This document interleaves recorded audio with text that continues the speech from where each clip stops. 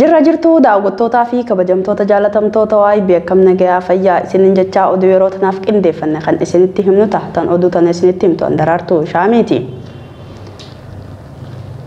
Manni marii federeeshinii walgahii ariifachiisaa har'a taa'ee naannoo Tigraayitti bulchiinsa yeroof akka hundaa'u murteesse mootummaa seeraa alaa jedhan kan naannoo Tigraay bulchu. TPLF koree hojii raawwachiistuu ol'aanoo naannichaatirraa hojiirra dhorkamuu bulchiinsa yeroof itti waamamni isaa mootummaa federaalaa ta'e akka hundaa'u murteesse. Gabaasa guutuu kana Bayaan Abduu Jaliil akkatti isiniif dhiyeessa. Manni marii federeeshinii walgahii ariifachiisaa har'aan tana taa'ee naannoo Tigraay bulchiinsa yeroof akka hundaa'u murteesseeti jira. Manni marii federeeshinii akkaataa aangoo bu'uura heera labsii mootummaa labsii 300 fi akkasuma 59 muraa 195 irra taa'ee jiruun naannoo Tigraayitti bulchiinsi yeroof akka hundaa'u murteesseeti jira. Naannoo Tigraay gara sirna heera mootummaatti akka deebi'uuf carraa gahaan kennamuufis waan itti fayyadamuu dideef akkaataa bu'uura heera mootummaa fi akkasuma labsii 358 akkasuma 1995 baheen naannichatti bulchiinsi yeroo akka hundaa'uuf kanneen biroo irratti manni marichaa murtii dabarseeti jira. Mootummaan naannoo Tigraay onkololeessa 24 bara 2013 akka lakkooftuu Itoophiyaatti halkan raayyaa ittisa biyyaa irratti haleellaa nama qaanfachiisu raawwateera ja'a odeeffannoon fuula feesbuukaa mana marichaa irraa bahe. Dabalataan naannoo daangaa mootummaa naannoo Amaaraa irratti haleellaa raawwachuuf lammiileen nagaa fi akkasuma qabeenya irrattis miidhaa geessuun ibsameeti jira. Akkaataa labsii dhimma bulchiinsa naannoo keessatti galuun eeyyama keewwata 12 bahe heera mootummaa kabajuu dhiisuun sochii godhamuu dhabamsiisuun aangoo akka qabus ibsa. Akkaataa kanaan naannicha keessatti sochii hidhannoo jeequmsaa kaasuuf taasifamuun naannoo biraa yookiin sabaa fi sablammoota naannoo biraa waliin walitti bu'insa uumuun karaa nagaa hin taaneen furuuf yaalamuu fi akkasumas sirna tasgabbii nagaa mootummaa federaalaa rakkoo irra buusuuf sochii yoo taasifame akkaataa labsii kanaan haleellaa fi akkasumas sochii mootummaa naannoo Tigraay taasise heera mootummaa rakkoo keessa kan galchuu fi seeraan alaadha jeeti jira. Naannichi maricha walgahii ariifachiisaa har'aan tana taa'een akkaataa bu'uura heeraa fi akkasuma labsii mootummaa aangoo isaaf kennuun baheen naannoo Tigraay ilaalchisee furmaata heeraa kennuuf murteewwan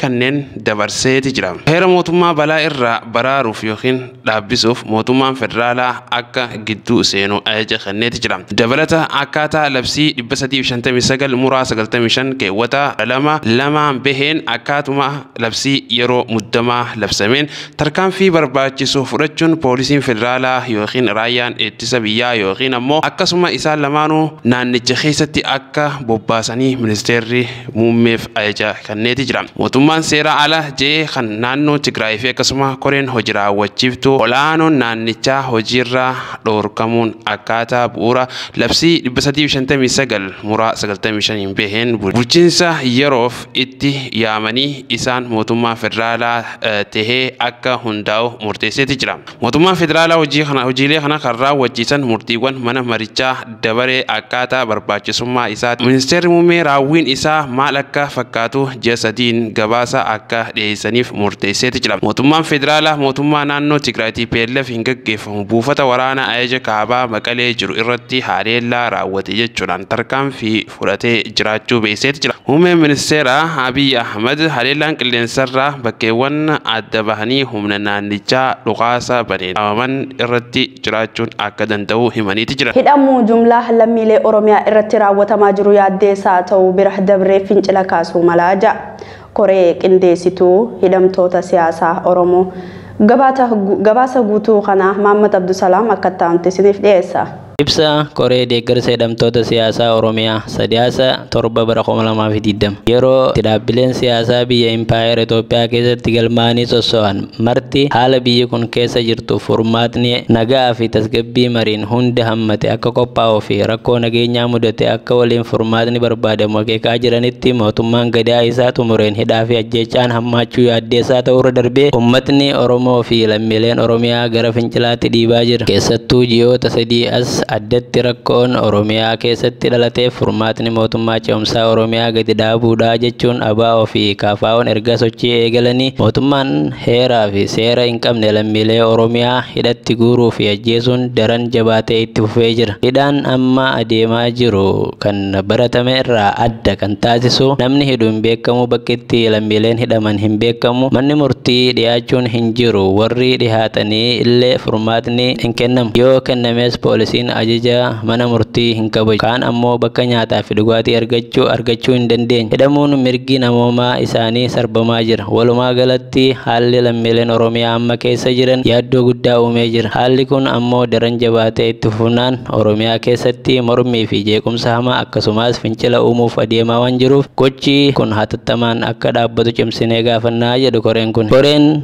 keenya hidhamtoonni siyaasaa Oromoo marti al duree tokko malee hiikamanii mootummaa ce'umsa biyyaalessa Oromiyaa gadi dhaabuuf adeemu keessatti hirmaattoota akka ta'aniif tasgabbii fi nagaa waaraa naannoo keenya keessatti uumuuf qooda isaanii akka bahatan gadi jabeessinee gaafannaa jedhu. Jaarmiyoonni siyaasaa fi qabsaa'onni mirga lammiilee Oromiyaa falmatan dhaabboonni miti mootummaa fi kan dhuunfaa, waldaaleen ogummaa siivikii fi akkasumas dantaa hidhamtoota siyaasaa irratti kan dalagdan hundi haala hidhamtoota siyaasaa lammiilee Oromiyaa keessa jiranii fi hidhaan amma jumlaan Oromiyaa keessatti adeemaa jiru hordofuun addunyatti akka beeksiftan waamicha isiniif goonaa jedhan. Mootummaan amma gadaa isaa xumuratee jiru Oromiyaa keessatti nagaa buusuuf hidhaan furmaata akka hin taane hubatee mootummaa ce'umsa biyyaalessa Oromiyaa ABO'n labsame keessatti qooda fudhachuudhaan wabii nageenyaa uummataa akka ta'u waamicha goona. Kun yoo hin taane jeequmsaa fi rakkoo nageenyaa uumamuuf adeemu biyya kana gaaga'uuf akka jiru gamanumaan yaaddoo keenya ibsuuf. Artistii Michuu Seenaa Gaara Mul'ataa Gurootti hidhamuu isaa torbee tokkoon dura gabaasuun keenya ni yaadatama. Artistii Michuu Seenaa yeroo ammaan tana mana hidhaa keessatti haalli inni keessa jiru ulfaataa ta'ullee maddeen keenya achirraa nuuf gabaasaniiti jiran. Namoonni Michuu Seenaa maalirra jiranii nyaataa fi dhugaatii geessuuf yoo achi kan dhaqan ta'ellee gaafii tokkoon malee namni isa laaluu dhaqanillee hidhamaa kan jiran ta'uu yoo dubbatanii akkasuma haalli fayyaa isaa hedduu yaaddeessaa ta'uu dubbataniiti jiran. Godina Harargee magaalaa Qullubbii keessatti guyyaa kaleessaa gama galgalaa ganda Saanqaalee jedhamu keessatti sababa tokkoon maletti waraanni nafxanyaa amma biyya bulchaa jiru mucaa waggaa 12 maqaan isaa Sufiyaan Abdallaa jedhamu maatiidhaaf bishaan osoo waraabaa jiru makiinaa siitu dhagaan dha'e jechuudhaan rasaasatti dhukaasanii battalumatti lubbuu isaa dabarsuu maddeen keenya nuuf gabaasaniiti jiran. Mucaan kun umriidhaan daa'ima nama karaarra deemee hojiidhaaf maatiif bishaan waraabaa deemu jiru malee nama waan isaan jaan kana hin raawwatiin ta'ullee itti dabalanii nutti himaniiti jiran. Guyyaa takkaa baatii takkaa bara 2027 dabre jechuudhaan magaalaa Awwadaatti mootummaan amma biyya bulchaa jiru Sheeka Hassan imaama masgida guddaa kan ta'e fuudhanii hidhuu gabaasuun keenya ni yaadatama. Erga hidhameen boodaas guyyaa 5 erga mana bulchiinsa magaalaa Awwadaay mana hidhaatti achitti hidhameen boodatti fuudhanii mana hidhaa Harargeessanii mabraatti badii takka malee hidhanii jiraachuu maddeen keenya kun nuuf gabaasaniiti jiran. Namni isa laaluudhaaf dhaqe akka nutti himanitti maaliif hidhame jaanii yeroo gaafatanitti Kompiitera Jawaar Mahammadii fi dookumentariilee garaagaraa Jawaartu isa bira jira jechuudhaan kan hidhan ta'ullee dubbatan akkasumas mana isaallee cabsanii waan achi keessa jiruun fattishaa turu maddeen keenya kun nuuf gabaasaniiti jiran. Godina Harargee aanaa Gursumitti erga artistaa Haacaaluu Hundeessaan ajjeefame kaasee hidhaa fi dararaan ilmaan Oromoo naannoo san jiraatan irratti raawwatamaa jiru hedduu hammaataa ta'uu maddeen keenya kun achirraa nuuf gabaasaniiti jiran. Akka maddeen keenya kun nuun jaanitti Gursum keessatti namoota bilxiginnaaf bitaman malee namoota haqa irratti rarra'an hundinuu hidhaaf akka saaxilamaa jiran dubbatan. Akkuma kanumaa wajjin wal qabatee qeerroon Abdurazaaq jedhamu kun caasaa mootummaa maaliif ragaa ittisaa ijoollee badii takka malee hidhamtee mana hidhaa keessatti dararamaa jirtuuf taata jechuudhaan isallee fuudhanii akka hidhan nuuf gabaasaniiti jiran. Kana malees haalli achi keessatti deemamaa jiru daran yaaddeessaa ta'ullee dubbatan. Qondaaltota ABO olaanaa keessaa mana hidhaa kan jiran Abdii Raggaasaatis nama tokko. Abdii Raggaasaa onkololeessa 27 bara 2013 mana murtii magaalaa Sulultaatti dhiyaateeti jira.